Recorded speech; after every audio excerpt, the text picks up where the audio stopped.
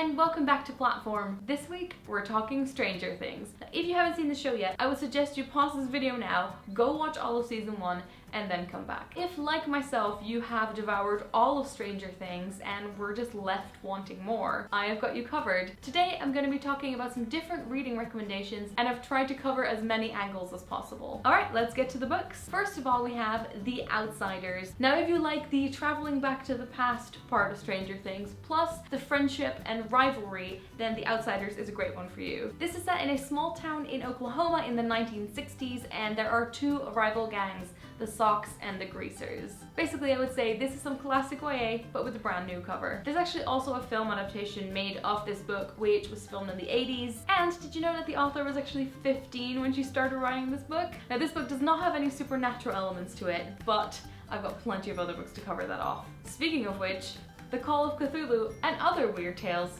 by H.P. Lovecraft. Now, this contains lots of stories of monsters and all the other things that creep around in the dark. This book actually comes with some really cool 3D glasses to go for that extra vintage vibe. The next recommendation is A Summer of Drowning by John Burnside. Of course, Stranger Things starts with the disappearance of a boy, and in this book, two boys drown within weeks of each other under suspicious circumstances. And it actually all takes place on a remote island in the Arctic Circle. And here the question is, were these accidents, or was there something supernatural going on? Up next, I have what's actually a quite well-loved copy of Lockwood & Co., The Screaming Staircase. This centers around Lucy Carlyle, a talented young agent who comes to London in the hopes of having a very promising career. But she actually ends up in an agency run by Anthony Lockwood, and basically, when the ghosts come back to haunt the living, Lockwood & Co. step in. So if what you're looking for is ghosts and haunted houses, this is the one to go for. Then the next recommendation might come as a surprise, but what I'm going to recommend is actually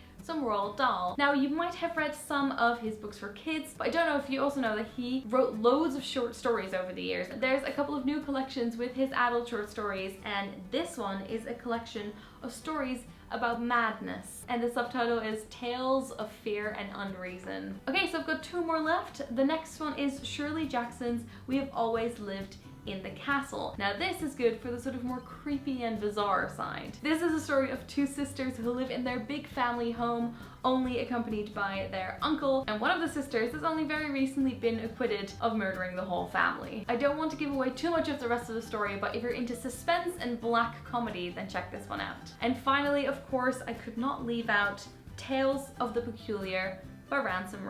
This gorgeous book contains the folklore of the Peculiars. All the stories are accompanied by these beautiful illustrations, and if you want to read something mysterious and beautiful and supernatural, but you aren't really into the full-on horror, then this would be a good reading suggestion for you. If you have any other recommendations for this list, do leave them in a comment, and if you have any other TV shows or films that you'd like to see some recommended reading for, do let me know in a comment as well. I hope you enjoyed this video, and I'll see you next week. Bye!